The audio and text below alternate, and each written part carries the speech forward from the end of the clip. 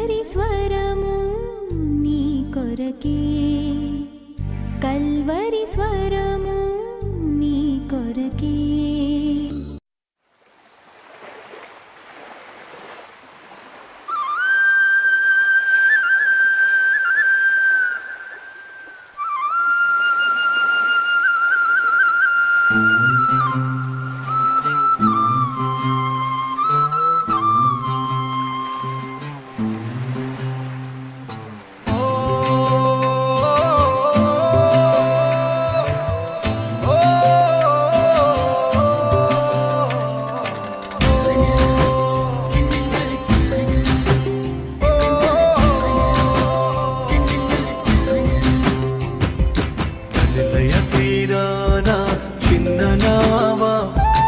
యేసయ్యా ఏర్పరచుకున్న నావా, గలిలయ తీరాన చిన్న నావా, యేసయ్యా ఏర్పరచుకున్న నావా.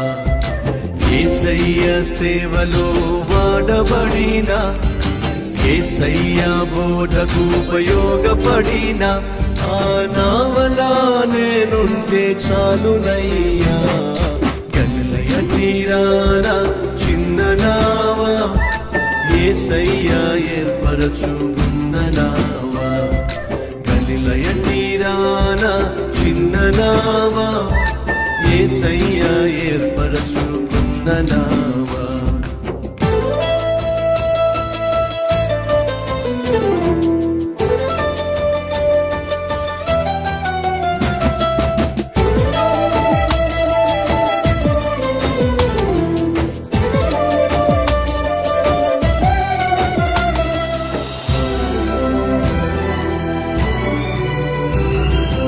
యేసయ్య రాకకై ఎదురు చూసిన, యేసయ్యను మోస్తూ పరవశించిన, యేసయ్య రాకకై ఎదురు చూసిన, యేసయ్యను మోస్తూ పరవశించిన, ఆత్మల సంపాదనకై వాడబడిన, ఆశ్చర్య కార్యములెన్నో చూసిన ఆ నావలా నిన్ను మోస్తే చాలునయ్యా.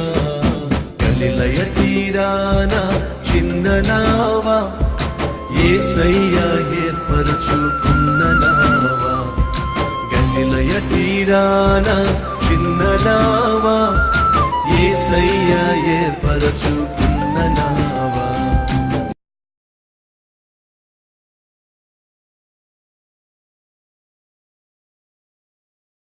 యేసుక్రీస్తు చేసిన అనేక అద్భుతాల్లో మొట్టమొదటి అద్భుతము ఏమిటో చెప్పాలి. చెప్పండి చెప్పండి ఏమండి? మనకు తెలిసింది నీళ్లను ద్రాక్షరసముగా మార్చటము, కానీ నాకు తెలిసింది ఒక వివాహంలో వచ్చిన సమస్యను అద్భుతంగా తీర్చటము. యేసుక్రీస్తు చేసిన మొట్టమొదటి అద్భుతము ఒక కుటుంబంలో వచ్చిన సమస్యను తీర్చటము, ఒక వివాహములో వచ్చిన సమస్యను సమసిపోయే విధముగా ఆ రోజు దేవుడు అద్భుతాన్ని చేశాడు. అది ఈ లోకంలో చేసిన క్రీస్తు చేసిన అద్భుతము. ఈరోజు నీ వివాహము సమస్యలో పడిందా? ఈరోజు నీ కుటుంబము సమస్యలో పడిందా? ప్రియ సహోదరుడా, ప్రియ సహోదరి, నీ భర్తను బట్టో, నీ భార్యను బట్టో, నీ బిడ్డలను బట్టో, నీ అత్తను బట్టో, నీ కోడలను బట్టో సమస్యల గుండా నీ వివాహ వ్యవస్థ, నీ కుటుంబ వ్యవస్థ వెళ్తుందా?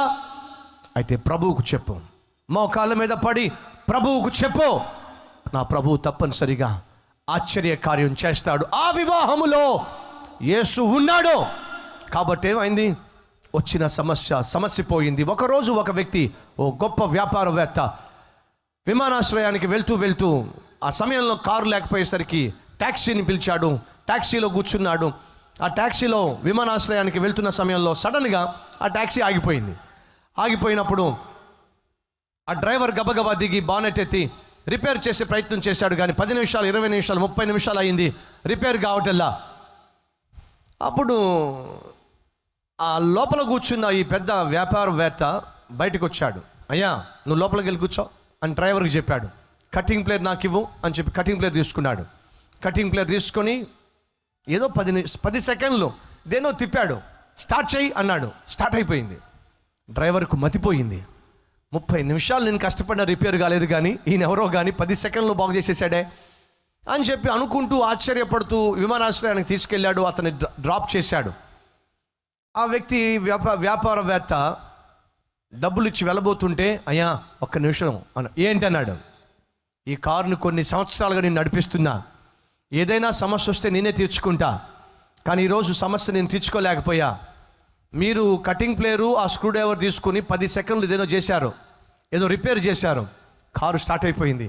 నాకేం అర్థం కావట్లా, ఇంతకీ మీరు ఎవరు సార్ అని అడిగాడు. అప్పుడు అడిగాడు, నీ కారు పేరు ఏమిటి అని అడిగాడు. నా కారు సుప్రసిద్ధమైన car sir, Ford car sir అన్నాడు. అప్పుడు ఆ వ్యక్తి నవ్వుతూ ఏమన్నాడు తెలుసా, ఆ ఫోర్డ్ ఎవరో కాదయ్యా, నేనే, నీ కారుని సృష్టించిన వాడిని నేనే అని చెప్పి నెమ్మది నడుచుకుంటూ లోపలికి వెళ్ళిపోయాడు. ఎవరు ఆ కారుకు వచ్చిన సమస్యను రిపేర్ చేయగలిగారు చెప్పండి? దాన్ని ఎవరైతే సృష్టించారో ఆ వ్యక్తే కదా 10 సెకండ్లో బాగు చేయగలిగింది. నీ కుటుంబాన్ని, నీ వివాహ వ్యవస్థను సృష్టించిన వాడు ఒకడు ఉన్నాడు, ఆయనే ప్రభువైన యేసుక్రీస్తు. ఆయనకు నీ కుటుంబంలో వచ్చిన సమస్యను నువ్వు పంచుకోగలిగితే, నువ్వు చెప్పగలిగితే, నా ప్రభువు నీ కుటుంబాన్ని కట్టగలడు. ఎందుకు అనేక కుటుంబాలు కూలిపోవడానికి, అనేక కుటుంబాలు బజారును పడడానికి అతి ప్రాముఖ్యమైన కారణం ఏమిటంటే, దేవునితో చెప్పవలసిన సమయంలో దేవునికి చెప్పవలసిన విషయాలు దేవునికి చెప్పకుండా లోకానికి చెప్పే మూర్ఖత్వాన్ని కనపరిచే వాళ్ళు ఉన్నంత కాలము కుటుంబాలు కట్టబడవు. ఆనాడు వివాహంలో యేసు ఉన్నాడు. ఈరోజు సూటిగా ప్రశ్నిస్తున్నా, నీ వివాహంలో యేసు ఉన్నాడా? నీ వివాహంలో యేసు యొక్క చిత్తము ఉన్నదా? అయితే ఖచ్చితంగా దేవుడు నీ కుటుంబాన్ని కడతాడు. ఖచ్చితంగా నీ కుటుంబాన్ని, నీ వివాహ వ్యవస్థను దేవుడు నిలబెడతాడు. ఎందుకని? నీ వివాహంలో యేసు ఉన్నాడు కాబట్టి. అంతేగాని యేసు లేకుండా రహస్యంగా వివాహాలు చేసుకోవడం. చాలామంది ఉద్యోగాలు చేసేవాళ్ళు, ఇక్కడ ఒక భార్య ఉంటుంది, మరొక చోటకు వెళ్ళి రహస్యంగా పెళ్లి చేసుకునేవాళ్ళు లేరా? ఎంతమంది సహోదరులు చేడుస్తున్నారు, అయ్యా నన్ను పెళ్లి చేసుకున్నాడు, మరొక స్త్రీని రహస్యంగా పెళ్లి చేసుకున్నాడు, నన్ను పెళ్లి చేసుకున్నాడు, మరొక చోట మరొక కుంపటి పెట్టేశాడు. ఉన్నారా? అటువంటి దుర్మార్గమైన జీవితాన్ని జీవించేవాళ్ళు. ఒక భార్య ఉన్నప్పటికీ, ఒక కుటుంబం ఉన్నప్పటికీ, ఆ కుటుంబాన్ని, ఆ భార్యను, బిడ్డలను అన్యాయము చేస్తూ, ఉద్యోగం చేసే చోటో, వ్యాపారం చేసే చోటో, మరొక చోటో మరొక రహస్య వివాహం చేసుకొని రహస్యముగా మరొక భార్యను మెయింటైన్ చేసేటటువంటి పాపిష్టి వాళ్ళు ఉన్నారా? ఈరోజు యూత్ ఫెస్ట్లో ఒక అతను ప్రశ్న పంపించాడు నాకు. ఏమనంటే, ఆత్మీయంగా జీవించే వాళ్ళు 2 పెళ్ళిళ్ళు చేసుకోవచ్చా? ఏమిటట? ఆత్మీయంగా జీవించే వాళ్ళు 2 పెళ్ళిళ్ళు చేసుకోవచ్చా? 2 భార్యలు ఉండొచ్చా? 2 భర్తలు ఉండొచ్చా? ఎంత దుర్మార్గం అండి ఈ రోజుల్లో. ఆఖరికి ఈరోజు ఈ స్థాయికి మనం చేరిపోయాం. ఏ స్థాయి తెలియటంలా. ఏమిటి? 2 భార్యలు ఉంటే తప్పు అనే విషయం కూడా తెలియటంలా. 2 భర్తలు ఉంటే తప్పు అనే విషయం కూడా తెలియటంలా.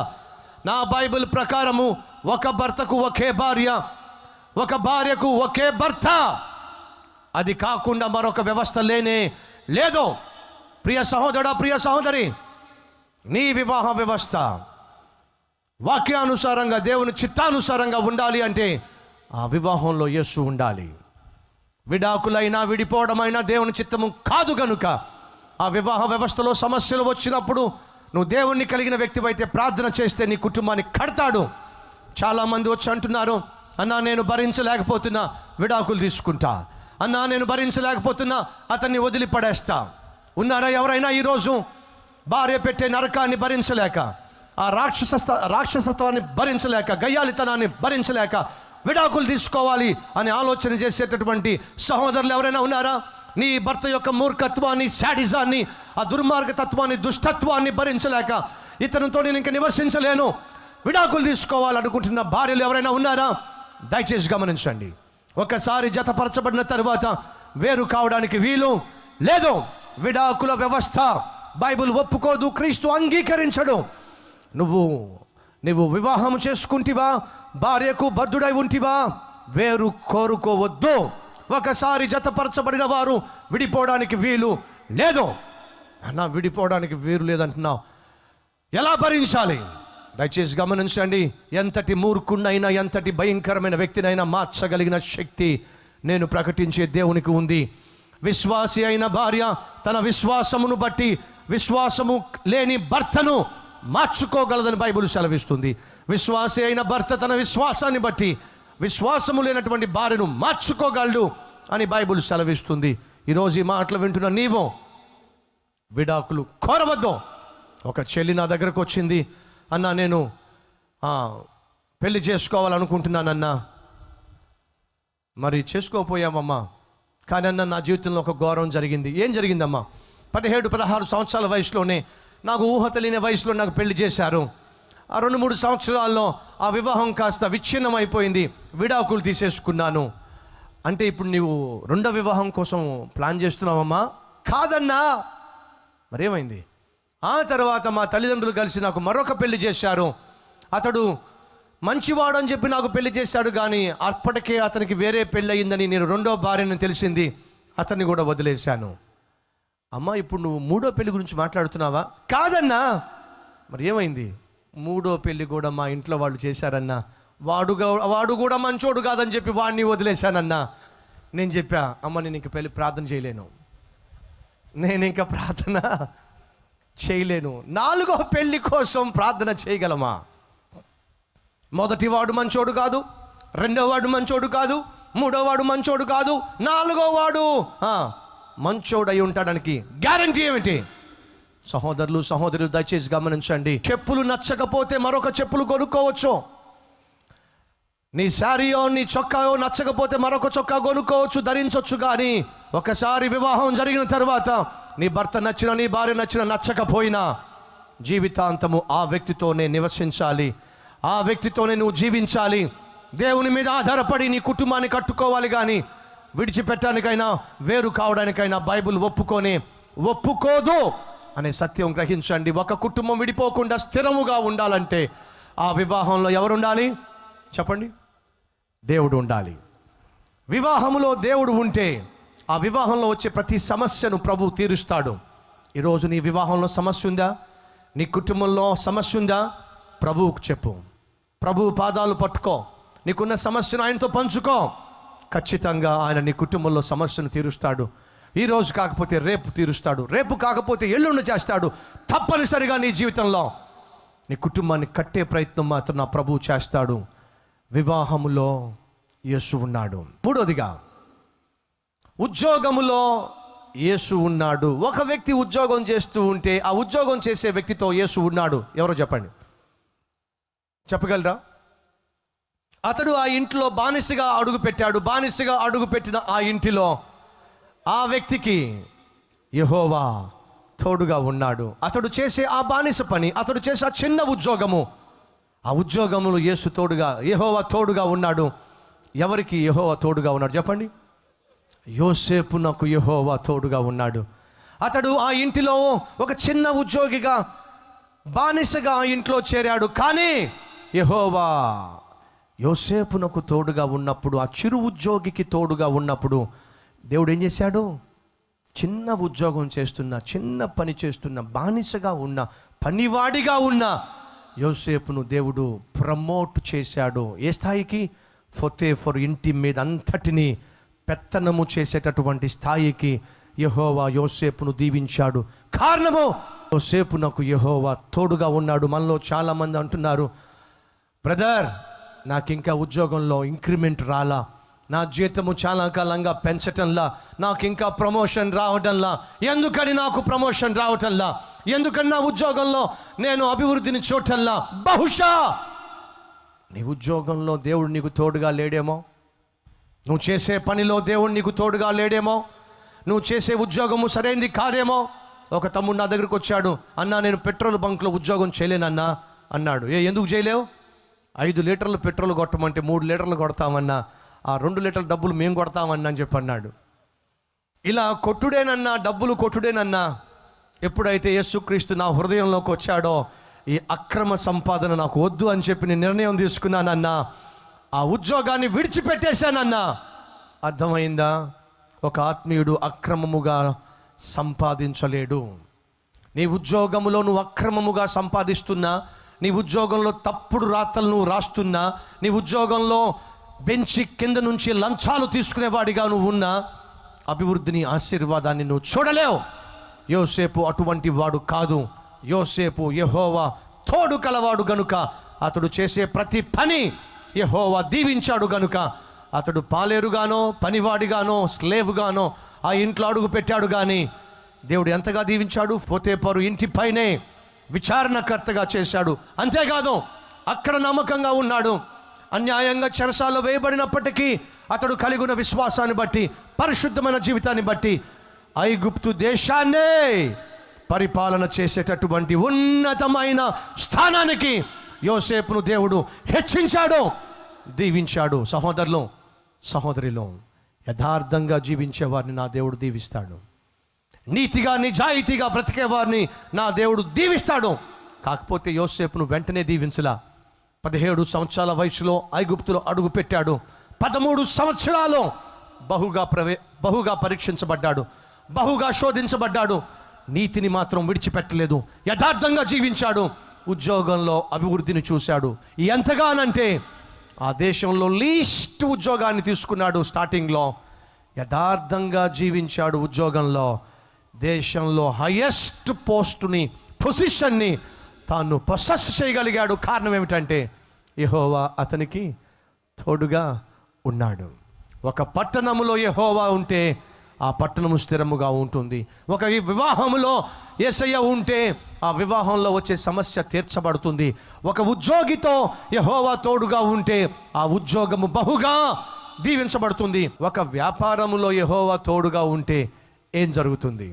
మీలో చాలామంది వ్యాపారం చేసేవాళ్ళు ఉండొచ్చు, మీలో చాలామంది చేతి వృత్తి కలవారు ఉండి ఉండవచ్చు, వ్యవసాయం చేసేవారు ఉండి ఉండవచ్చు. మరి మీ జీవితానికి దేవుడు తోడుగా ఉంటే ఏం జరుగుతుందో త్వరగా చెప్పేయాలనుకుంటున్నా. దగ్గరలో వలలు శుభ్రం చేసుకుంటున్న పేతురు దోణెను చూశాడు. పేతురు, నీ దోణె కొంచెం లోపలికి తోస్తావా, నీ దోణిలో కాసేపు కూర్చొనిస్తావా అని చెప్పి యేసుక్రీస్తు పేతురు యొక్క దోణిలో కూర్చొని వాక్యాన్ని బోధించాడు. జాగ్రత్తగా వినండి. పేతురు, యోహాను, యాకోబు ఈ తదితరుల యొక్క వ్యాపారం ఏంటో చెప్తారా మీరు? చేపలు పట్టేవాళ్ళు, వాళ్ళు చేపల వ్యాపారస్తులు, రైట్? వీళ్ళందరూ కూడా చేపల వ్యాపారం చేసేవాళ్ళు. యేసుక్రీస్తు బోధించడం చాలించిన తర్వాత పేతురును చూసి అన్నాడు, పేతురు, లోపలికి వెళ్దాం పద. పేతురు, నీ నావను లోతుకు నడిపించు రా. అప్పుడు పేతురు అంటున్నాడు, దేనికి ప్రభువా? చేపలు పడదాం రా. అప్పుడు పేతురు అంటున్నాడు, ప్రభువా, రాత్రంతా మేము చేపలు పట్టామయ్యా, రాత్రంతా మేము ప్రయాసపడ్డామయ్యా, ఒక్క చేప కూడా మాకు దొరకలేదయ్యా. మేము చేపలు పట్టే వ్యాపారులం అయ్యా, కానీ మా వ్యాపారం కాస్త నష్టాన్నే చూసిందయ్యా, ఒక్క చేప మాకు దొరకలా. పడవలు ఖాళీగా తీసుకొచ్చాం. యేసు అంటున్నాడు, లోతులోకి వెళ్దాం రా. ఇప్పుడు పేతురు అన్నమాట ఏంటి తెలుసా? ప్రభువా, నీవు చెప్పావు కాబట్టి నేను వస్తా అని చెప్పి యేసుతో పాటు నావలో పేతురు సముద్రంలోనికి వెళ్ళాడు. వెళ్ళిన తర్వాత ఆ సముద్రంలో వలలు వేశాడు. ఏం జరిగిందో మీరే చెప్పాలి. ఏం జరిగింది? 5వ అధ్యాయము 6వ వచనము. వారు అలాగు చేసి విస్తారమైన చేపలు పట్టిరి, అందుచేత వారి వలలు పిగిలిపోవచ్చుండగా. ఎలా చేపలు పట్టారట? విస్తారమైన చేపలు పట్టారు. అదే సముద్రంలో, అదే పడవలో వెళ్ళారు, అవే వలలు వాడారు, ఒక చేప దొరకలా. కానీ ఇప్పుడట విస్తారముగా చేపలు దొరికినాయట. కారణం ఏమిటి? వాస్తవంగా ఆ రాత్రంతా వాళ్ళు చేపల కోసం ప్రయాసపడిన ఒక్క చేప వారికి దొరకకపోవడానికి కారణం తెలుసా? వారు యేసును విడిచిపెట్టిన వాళ్ళు. యేసుక్రీస్తు అంతకు క్రితమే పేతురుని, యోహాన్ని, యాకోబును పిలిచాడు.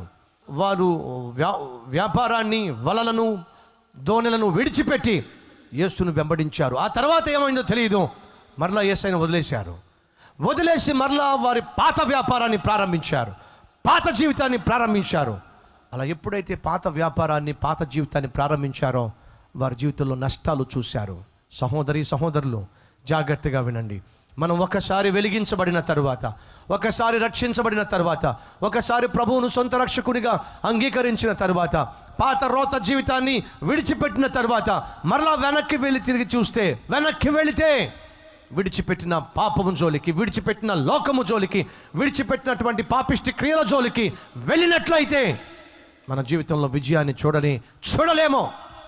కుక్క తన వాంతికి తిరిగినట్టుగా విడిచిపెట్టిన పాపాలను మరలా చేసేవాళ్ళు ఎంతమంది ఈరోజు వాక్యం వినేవారిలో లేరు? అలా ఒకవేళ నువ్వు యేసుక్రీస్తును ఒకప్పుడు నమ్ముకొని ప్రార్థనాపరుడుగా ఉంటూనే, వాక్యాన్ని ప్రేమించిన వాడివై ఉండే, సాక్ష్యము చెప్పిన వాడివై ఉండి, రోషము కలిగి పౌరుషము కలిగి ప్రభువు కొరకు జీవించి ఆ జీవితాన్ని విడిచిపెట్టి ఒకవేళ వెనక్కి తిరిగి చూసి యేసును విడిచిపెట్టి మరలా పాపంలో పడి జీవిస్తున్నట్లయితే సహోదరి సహోదరుడా, నీ జీవితంలో ప్రతిఫలాన్ని చూడలేవు. ఎంత ప్రయాసపడినా, ఎంత కష్టపడినా, ఏది సాధించాలన్నా నీ జీవితంలో దాన్ని సాధించలేవు. పేతురు అదే చేసే ప్రయత్నం చేశాడు. యేసును వదిలిపెట్టేశాడు, ఇచ్చిన పిలుపును పక్కన పెట్టేశాడు, సేవను కూడా పక్కన పెట్టేశాడు, మరలా పాత జీవితాన్ని స్టార్ట్ చేసేశాడు. ఉన్నారా సేవ చేసేవారిలో ఎవరైనా అటువంటి స్థితిలో? ఒకప్పుడు నీకున్న ఆ ఉద్యమం ఏమైపోయింది? ఒకప్పుడు నీకున్న ప్రార్థనా జీవితం ఏమైపోయింది? ఒకప్పుడు నీకున్న ఆత్మీయత ఏమైపోయింది? ఒకప్పుడు ఆత్మ పట్ల భారం ఉన్న నీకున్న భారము ఈరోజు ఏమైపోయింది? ఆ ఆత్మీయత, ఆ ప్రార్థన, ఆ ఉద్యమము, ఆ ఆక్రందన వదిలిపెట్టేశావు కదూ. లోకము నీలో చేరింది కదూ, పాపము నీలో చేరింది కదూ, రహస్య పాపిష్టి క్రియలు నీలో జరుగుతున్నాయి కదూ, పాపానికి నువ్వు తావిచ్చావు కదూ, శరీర ఇచ్ఛలకు లొంగిపోయావు కదూ. అందుకే ఈరోజు నీ జీవితంలో ప్రతిఫలాన్ని చూడలేకపోతున్నావు, నీ సేవలో ప్రతిఫలాన్ని చూడలేకపోతున్నావు.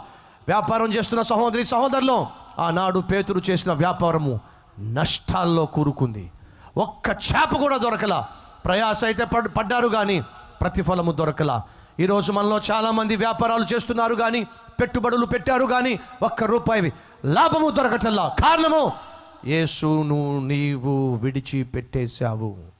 యేసు లేకుండా నువ్వు జీవిస్తున్నావు, యేసుకు వ్యతిరేకంగా నువ్వు బ్రతుకుతున్నావు. నీ జీవితంలో ప్రతిఫలాన్ని చూడలేక నష్టాల్లో, కష్టాల్లో కూరుకుపోయావు. కానీ అదంతా గమనించిన యేసు పేతురుని చూశాడు. పేతురు, నీ నావలో అడుగు పెట్టనిస్తావా? అడుగు పెట్టాడు. పేతురు, నావను లోతుగా తీసుకెళ్తావా? లోతుగా తీసుకెళ్ళాడు. జరిగిందేమిటి? వలలు పిగిలిపోయేంతగా, దోణెలు మునిగిపోయేంతగా చేపలు పట్టగలిగారు. కారణం చెప్పండి? యేసు ఆనాడు ఆ పడవలో ఏమిటి ఉన్నాడు. వారి వ్యాపారములో యేసు ఉన్నాడు కనుక వారు ఊహించిన దానికంటే, ఆలోచించిన దానికంటే, తలంచిన దానికంటే అధికమైన మొత్తములో లాభాన్ని చూశారు. అడుగుతున్నా, నీ వ్యాపారంలో దేవుడు ఉన్నాడా? నువ్వు చేసే పనులలో, ప్రయత్నాల్లో దేవుడు ఉన్నాడా? దేవుడు ఈరోజు నీతో ఉన్నాడా? ఉంటే తప్పక నువ్వు దీవించబడతావు. నాలుగోదిగా, దేవుడు నీ వ్యాపారంలో నీకు తోడుగా ఉన్నాడా? ఉంటే నీ వ్యాపారము ఆశీర్వదించబడుతుంది, దీవించబడుతుంది. ఎప్పుడైతే పేతురు వలలు పిగిలిపోయే విధంగా చేపలు పట్టాడో, పడవలు మునిగిపోయే విధంగా చేపలు వచ్చి చేరినయో, అప్పుడు పేతురు చేసిన పని ఏంటి తెలుసా? ఆ పని ఈరోజు మనం చేయాలి. ఏమిటి పేతురు చేసిన పని? మోకాళ్ళ మీద పడ్డాడు, ప్రభువును చూశాడు. 8వ వచనము, ప్రభువా నేను పాపాత్మున్నయ్యా. ఏం పాపం చేశాడు పేతురు చెప్పండి? యేసును విడిచిపెట్టడమే పేతురు చేసిన పాపము. యేసు లేకుండా జీవించటమే పేతురు చేసిన పాపము. ఈరోజు ఈ వాక్యం వింటున్న నా ప్రియ సహోదరి, నా ప్రియ సహోదరుడా, చాలామంది అనుకుంటున్నారు వ్యభిచారం చేస్తేనే పాపము, దొంగతనం చేస్తేనే పాపము, అక్రమముగా జీవిస్తేనే, అక్రమముగా సంపాదిస్తేనే పాపము. నేను చెప్పమంటారా? క్రైస్తవుడు అయి ఉండి కూడా యేసు లేకుండా జీవించటమే అన్ని పాపముల కంటే ఘోరమైన పాపము. పేతురు అంటున్నాడు, నన్ను క్షమించు, నన్ను విడిచిపెట్టయ్యా, నేను పాపాత్ముణ్ణి. ఏమిటి పేతురు చేసిన పాపము? యేసును దూరం చేసుకున్నాడు, యేసును విడిచిపెట్టేశాడు, యేసు లేకుండానే జీవించే ప్రయత్నం చేస్తున్నాడు. ఉన్నారా యేసు లేకుండా జీవించేవాళ్ళు ఈరోజు ఈ వాక్యం వింటున్న వారిలో? నిజమే, ఈరోజు యేసు నాలో లేడు, యేసు నాతో లేడు, నా చదువులో లేడు, నా ఉద్యోగంలో లేడు, నా వ్యాపారంలో లేడు, నా కుటుంబంలో కూడా యేసు లేడు. యేసు లేకుండా జీవిస్తే నా జీవితం బాగుపడదని, నా జీవితం స్థిరపడదని, నా జీవితము ఆశీర్వాదాన్ని చూడదని దేవుడు నాతో సూటిగా స్పష్టంగా మాట్లాడాడు. ఈరోజు ఆ యేసు నాకు కావాలని నేను ప్రార్థన చేస్తాను అన్నవారు ఎవరైనా ఉన్నట్లయితే దయచేసి వినండి. జక్కయ్యను చూశాడు యేసు. జక్కయ్య దిగిరా. పరుగున దిగొచ్చాడు. జక్కయ్య ఇంటికి యేసు వెళ్ళాడు. ఆ ఇంటిలో చెప్పండి యేసు ఉన్నాడు. ఎప్పుడైతే ఆ ఇంట్లో యేసు ఉన్నాడో, అడుగు పెట్టాడో, అప్పటి వరకు ఆ ఇంట్లో ఉన్న చీకటి కార్యాలు ఒక్కసారిగా పటాపంచులైపోయినాయి. ఎప్పుడైతే యేసు ఆ ఇంటిలోకి అడుగు పెట్టాడో, ఇంటిలోకి వచ్చాడో, ఆ ఇంట్లో ఉన్నాడో, జక్కయ్య వచ్చి అంటున్నాడు, ప్రభువా, అన్యాయంగా నేను రూపాయి తీసుకుంటే 4 రూపాయలు తిరిగి వచ్చి ఇచ్చేస్తాను ప్రభువా, నాకు ఈ చీకటి జీవితం వద్దు. ఆనాడు యేసు ఆ ఇంటిలో ఉంటే జరిగిందేమిటి? జక్కయ్య, నీ ఇంటికి రక్షణ వచ్చిందయ్యా, నీవునో అబ్రహాము కుమారుడివే. ఆ రోజు ఆ ఇంటిలో ఉన్న చీకటంతా పారిపోయింది. జక్కయ్య జీవితంలో ఉన్న ప్రతి పాపిష్టి కార్యము అతని నుంచి విడిచిపెట్టి పోయింది. ఈరోజు యేసు నీ ఇంటికి రావాలి, నీ ఇంటిలో ఉండాలి ఆశిస్తున్నాడు. ఆయనను నీవు నీతో పాటు తీసుకుని వెళ్తే నీ ఇంటిలో పరిపాలన చేస్తున్న చీకటి క్రియలు, చీకటి చేష్టలు, నీ ఇంటి మీద పనిచేస్తున్న దురాత్మ శక్తుల ప్రభావము నీ ఇంటిని విడిచిపెట్టి పోవాల్సిందే. యేసును నీతో పాటు తీసుకుని వెళ్తావా నీ ఇంటికి? ఆనాడు యేసు పేతురు యొక్క వ్యాపారంలో పాలు పంచుకున్నాడు. అద్భుతమైన లాభాన్ని చూశాడు. యేసు వివాహానికి పిలువబడ్డాడు. యేసు వెళ్ళాడు వివాహానికి. వివాహంలో సమస్య తీర్చబడింది. యెహోవా యోసేపునకు తోడుగా ఉన్నప్పుడు అతడు చేసిన ఉద్యోగం బహుగా దీవించబడి అతడు హెచ్చించబడ్డాడు. జక్కయ్య యేసును తన ఇంటికి తీసుకుని వెళ్ళాడు. యేసు ఆ ఇంటిలో అడుగు పెట్టాడు. ఆ ఇంటిలో ఉన్నటువంటి చీకటంతా కూడా పటాపంచులైపోయింది. ఆ ఇంటికి రక్షణ వచ్చింది. యేసు పేతురు అత్త ఇంటికి వెళ్ళాడు. పేతురు అత్త ఇంటికి వెళ్తే పేతురు అత్త జ్వరముతో బాధపడుతూ ఉంటే ఆ ఇంటిలో ఉన్నటువంటి అనారోగ్యం కాస్త ఆ ఇంటిలో నుంచి పారిపోయింది. ఆ ఇంటిలో ఉన్న అనారోగ్యం పోయింది. నీ ఇంటిలో ఉన్న అనారోగ్యాన్ని కూడా నా ప్రభువు నీ ఇంటిలోంచి బయటకు తరిమి వేయగలడు. యేసు నీ ఇంటికి వస్తే ఈరోజు ఆహ్వానిస్తావా? ఈరోజు ప్రభువుని రమ్మంటావా? Let us pray. ప్రార్థన చేద్దాం. ప్రతి ఒక్కరు తలలు వంచండి.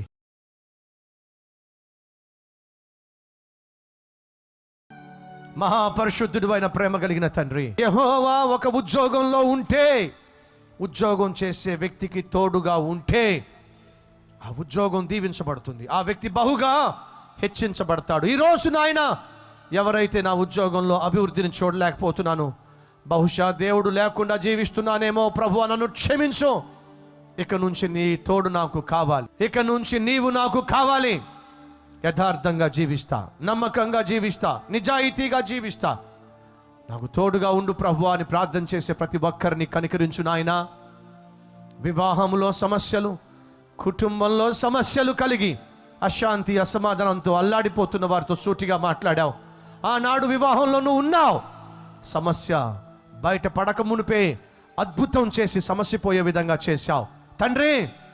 ఈరోజు అనేక మందికి నాయన అద్భుతం జరగాలి. వారి వివాహ వ్యవస్థలో, వారి కుటుంబంలో ఉన్న సమస్యలకు పరిష్కారము మీరే అనుగ్రహించండి. మా వ్యాపారంలో నువ్వు తోడుగా ఉండాలి నాయన. మా నావలో నువ్వు తోడుగా ఉండాలి ప్రభువా. ఎవరెవరైతే నాయన నీ తోడు కోరుతున్నారో అటు వారిని కనికరించండి. యేసు నామములో వేడుకుంటున్నాము తండ్రి. ఆమేన్.